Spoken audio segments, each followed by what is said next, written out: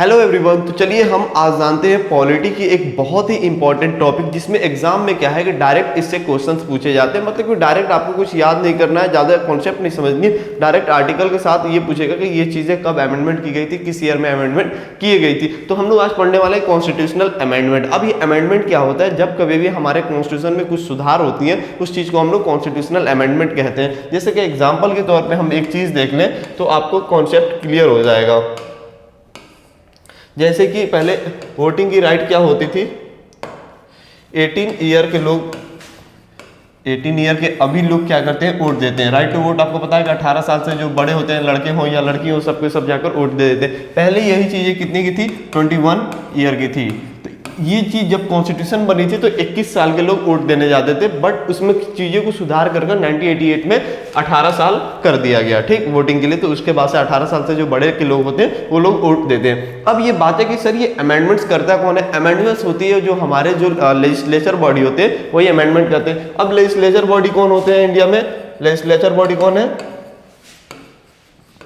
हमारा पार्लियामेंट। और पार्लियामेंट में कौन बैठते हैं? Lok Sabha plus Rajya Sabha plus president. तीन लोग के वजह से हमारी जो चीजें होती हैं वो चेंज की जाती है। कॉन्स्टिट्यूशनल अमेंडमेंट यही लोगों के हाथ में होता है, ठीक, यही लोग करते हैं। चलिए अब क्या होता है कि ये किस आर्टिकल में आता है? आर्टिकल 368 में हमारा ये अमेंडमेंट होता है, आर्टिकल 368।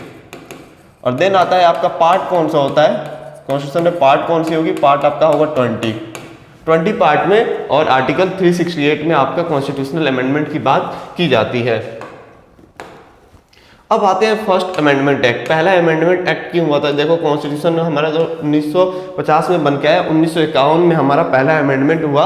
अब इसमें क्या हुआ कि इसमें 9th शेड्यूल को जोड़ा गया। जब क्या हुई थी कॉन्स्टिट्यूशन बनी थी तो उस टाइम जो शेड्यूल थे वो कितने थे? उस टाइम शेड्यूल थे 8, ठीक, 8 शेड्यूल तक थी। उसमें 9th शेड्यूल को जोड़ा गया। इसमें क्या हुई थी कि जमींदारी सिस्टम को एबलिश किया जाता है। जमींदारी सिस्टम को एबलिश किया जाता है फर्स्ट में। आपसे जब पूछेगा कि फर्स्ट अमेंडमेंट में क्या हुई थी, तो फर्स्ट अमेंडमेंट में 9th शेड्यूल को ऐड किया गया था। फर्स्ट अमेंडमेंट कब हुई थी? 1951 में, 1 साल के बाद ही। आपको अंदाजा भी नहीं होगा कि 1 साल के बाद में हमारा अमेंडमेंट हुआ होगा। जो कॉन्स्टिट्यूशन बनी थी थोड़ा 10 साल तो रुक लेते, ऐसा कुछ नहीं है, 1 साल के बाद ही उसमें चेंजिंग हो गई। 8 शेड्यूल पहले हुआ करती थी, उसमें 9th शेड्यूल को ऐड किया गया, +1 किया गया, 9th शेड्यूल बनाया गया। देन आते हैं हम लोग 7th amendment act. 7th amendment act क्या कहता है देखते हैं। Necessitated on the account of recognisation of states on a linguistic basis. हमारा स्टेट का बंटवारा होने लगा था। क्या है कि जब हमारी कंट्री आज़ाद हुई थी उस टाइम जितने स्टेट हम लोग अभी देखते हैं 28 वगैरह, ये सब नहीं थे। बहुत सारे स्टेट बाद में बने। जैसे 2000 के करीब में जो 2-3 बड़े स्टेट का फॉर्मेशन हुआ, जैसे मध्य प्रदेश से छत्तीसगढ़, बिहार से झारखंड और उत्तर प्रदेश से उत्तराखंड। उस अभी जैसे कि बाद में तेलंगाना बनाया, आंध्र प्रदेश से, उससे भी पहले बहुत ज़्यादा स्टेट आपस में विभाजन हुआ है उन लोगों का। किस बेसिस पे? लिंग्विस्टिक बेसिस पे। हमारी जितनी भी स्टेट बढ़ती हैं सबके ज्यादातर क्या होती है? लिंग्विस्टिक बेस पे बढ़ती है।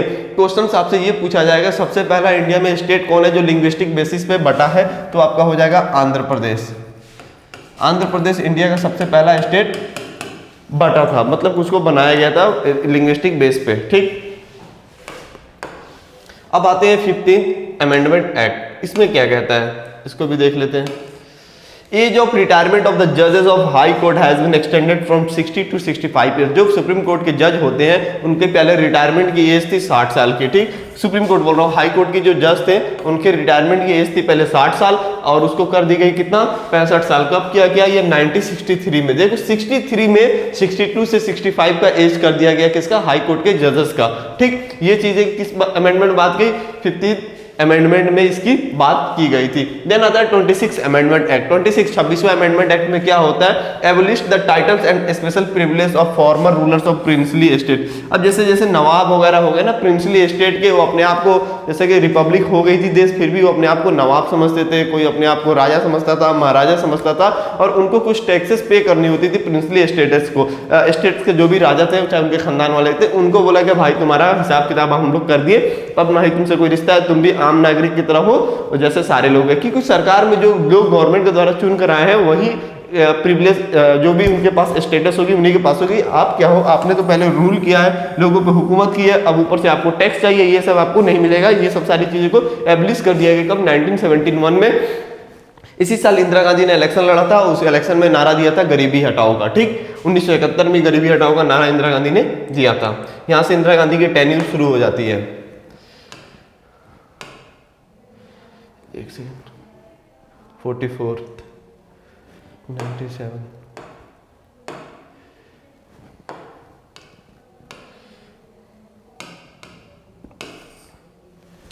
ये 1978 44th अमेंडमेंट आ गया। अब देखो कि 46 अमेंडमेंट जो होता है, 42 अमेंडमेंट जो होता है बहुत ज्यादा इंपॉर्टेंट है, उसको हम लोग मिनी कॉन्स्टिट्यूशन भी बोलते हैं 42 अमेंडमेंट को। ठीक, उसमें क्या हुआ 1976 में, यहाँ पे लिख देता हूँ 42 जो होता है 42 अमेंडमेंट वो 1976 में हुआ रहता है। उसी को सुधार करने के लिए 78 आता है, उसको हम लोग मिनी कॉन्स्टिट्यूशन भी बोलते हैं, जिसमें आपका फंडामेंटल ड्यूटीज वगैरह ये 42 अमेंडमेंट में जोड़ी जाती है। जब मैं उसको आपको फंडामेंटल ड्यूटीज पढ़ा रहा था तो इस अमेंडमेंट की बहुत ज्यादा बात हो गई थी। अब आते हैं 44 अमेंडमेंट में 1978 में क्या क्या चीजें हुई थी। Right to property was deleted from part 3। जो राइट टू प्रॉपर्टी है वो फंडामेंटल राइट हुआ करता था। Right to property is a fundamental right, was a fundamental right, था बट अब नहीं है। कब तक था? 1978 तक था। उसके बाद राइट टू प्रॉपर्टी आपका नॉर्मल जो ऑर्डिनरी जो कॉन्स्टिट्यूशनल राइट है, फंडामेंटल राइट नहीं है। देन आते हैं आर्टिकल 352 हम लोग किसको बोलते हैं? नेशनल इमरजेंसी को। 352 मतलब होता है नेशनल इमरजेंसी। इसमें ये पहले कब लगता था? जब वार डिक्लेयर हो जाती थी, दो देशों के बीच में वार डिक्लेयर हो जाता था, और चाहे इंटरनल जब ज्यादा वायलेंसेस हो जाती थी, मतलब कि प्रधानमंत्री या राष्ट्रपति को लगता था कि देश में अब खतरा हो गया, तब ये लगता था। देन उसमें आर्म कर दिया गया आर्म्ड रिबेलियन, जब लोग बागी हो जाए, मतलब कि अलगाववादी ज्यादा आ जाएंगे, मतलब कि देश के तोड़ने वाले लोग ज्यादा देश में बढ़ जाएंगे, तब ये सर्कमस्टेंसेस, तब भी नेशनल इमरजेंसी लगाया जा सकता है। ये आर्टिकल 44 में अमेंडमेंट 44 में इसको बताया गया था 1978 में। ये इंदिरा गांधी के बाद हुआ था। 77 में इंदिरा गांधी हार गई थी उस इलेक्शन में, और जनता दल की ये आई थी, सरकार आई थी, उस टाइम ये सब सारी चीजें हुई थी। 44 अमेंडमेंट। अब आते हैं 73rd, ये बहुत इंपॉर्टेंट अमेंडमेंट है। 73rd अमेंडमेंट एक्ट में 1992, इसमें डिसेंट्रलाइजेशन हुआ था। डिसेंट्रलाइजेशन मतलब क्या होता है? Division of power from the central and state government to the local government. इसमें क्या होता है? पावर को डिवाइड किया जाता है, सेंट्रल और स्टेट लेवल से लोकल लेवल पे पावर को डिवाइड किया जाता है। मतलब बेसिकली थर्ड टियर गवर्नमेंट यहीं से एस्टेब्लिश होती है। उससे पहले भी थर्ड टियर गवर्नमेंट थी, बट एक अच्छे मायने में नहीं थी। जब मन करता तब इलेक्शन होती थी, नहीं होती थी। बट इसके 1992 के बाद से हर 5 साल के बाद सारे जगह पे लोकल इलेक्शन होने लगी थी। The institution of Panchayati Raj receive constitutional guarantee status and the legitimacy. अब जो पंचायती राज इलेक्शन है वो कॉन्स्टिट्यूशनल राइट बना दिया गया आर्टिकल 243 में इसकी पूरी खंडन की गई है। बहुत बड़ा आर्टिकल है, बहुत ही बड़ा। यहां तक समझ लीजिए कि आर्टिकल जो है, ये जो हम लोग आर्टिकल ABCD लिखते हैं ना, आर्टिकल Z से लेकर GH तक है, मतलब कि 26Z तक, उसके बाद भी GHIJ तक। ये बहुत बड़ा आर्टिकल है, आर्टिकल 243। ठीक, अब क्या होता है? ये कौन से शेड्यूल में डाला गया? 11th शेड्यूल ऐड की गई हमारे संविधान में। 11th शेड्यूल ऐड की गई, was added deal with it was inserted part 9 containing article. Part 9 है इसका, और शेड्यूल कौन सा है? 11th शेड्यूल है, और पार्ट 9 है कंटेनिंग आर्टिकल 243, 243A और 243 ये O है। ठीक, इसको ध्यान दीजिएगा। ये चीजें हो गई आपकी पंचायती राज से रिलेटेड। देन आपका आता है 89th अमेंडमेंट एक्ट। इसमें देखो क्या होता है। The act added article 338A provides for the creation of national commission for scheduled tribes. ये शेड्यूल्ड ट्राइब के लिए कोई कमीशन बनाने की बात कर रहा है। जो ट्राइब वगैरह रहते हैं उनकी बहुत ज्यादा दबे होते हैं, बहुत ज्यादा मतलब कि उनके साथ जुल्म होता है, उनके हक के लिए बात करता है। 2003 में 89th अमेंडमेंट एक्ट के तहत इनके ऊपर क्या किया गया था कि commission, national commission scheduled tribes के लिए बैठाया गया था। ठीक, कब? 89th अमेंडमेंट एक्ट 2003 में। देन आते हैं हम लोग यहाँ पे 93rd अमेंडमेंट। ठीक, ये क्या था? 89 इस 93rd। इसमें देखते हैं क्या होता है। To reserve seat for socially and educationally backward classes besides the scheduled caste and scheduled tribes in the private unaided institution other than those run by minorities. अब इसमें क्या बोला जा रहा है कि शेड्यूल्ड कास्ट, शेड्यूल्ड ट्राइब के लिए तो सीटें रिजर्व होती ही होती हैं। आपको पता है शेड्यूल्ड ट्राइब, शेड्यूल्ड ट्राइब के लिए सारे इंस्टीट्यूशन में सीटें रिजर्व होती हैं। ठीक, अब इसमें क्या करना है कि माइनॉरिटीज के द्वारा जो रन की जाती है, माइनॉरिटीज़ मेरे कहने का मतलब सिख का, क्रिश्चियन का और मुस्लिम का जो इंस्टीट्यूशन रन की जाती है उसको छोड़कर बाकी जितनी भी इंस्टीट्यूशन है उसमें शेड्यूल ट्राइब के साथ साथ सोशली और एजुकेशनली जो लोग बैकवर्ड है, मतलब पीछे जिनकी मतलब कि जिनका समाज जो है बहुत पिछड़ा हुआ है, सोशली भी मतलब कि समाज में उनकी जाति कास्ट जो होती है बहुत डाउन है और पढ़ने में भी बहुत ज़्यादा कमजोर है, उनके लिए भी रिजर्वेशन की बात की गई थी। अब आते हैं हम लोग लगभग हो गया है 97th अमेंडमेंट 2011। इस अमेंडमेंट, ये तो बहुत बाद में अमेंडमेंट ऑफ आर्टिकल 19(1)(a।